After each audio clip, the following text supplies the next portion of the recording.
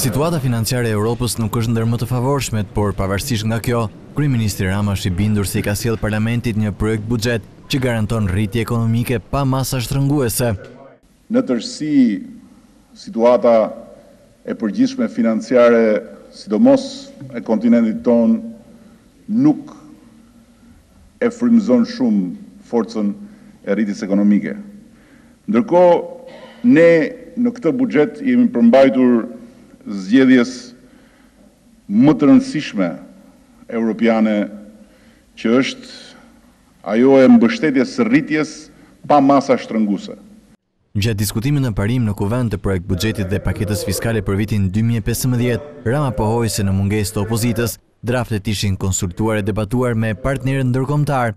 Sigurisht është një mangësi e ndjeshme dhe e prekshme mungesa e opozitës në parlament për të mundur që argumentat të ballafaqohen në këtë hapësirë, duke i dhënë mundësi njerëzve që të kenë një gjykim më objektiv dhe një pamje më të plotë dhe jo një panoram të fragmentuar si ekranet e televizioneve.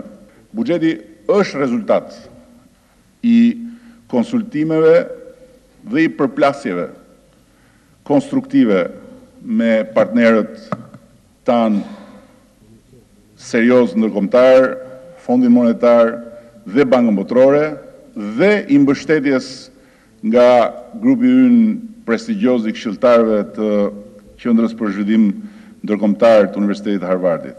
Akuzat e të djathtëve se qeveria po rrit taksat për qytetarët nuk qëndrojnë sipas kryeministrit. Bëhet një përpjekje e arsyeshme, besoj, për opozitën, por krejtësisht e pambështetur mbi të vërtetën për të thënë se ky është një buxhet që rrit taksa. Në fakt, ky është një buxhet që vjen si rezultat i reflektimit të një pakete të re fiskale që ul ose zeron 15 taksa, ndërkohë që rrit vetëm 3. Kryeministri Rama shpjegoi se projekt buxheti dhe paketa fiskale për vitin e ardhshëm krijojnë rrugën e duhur për të arritur objektivin e një rritje ekonomike prej 4.8% në vitin 2017.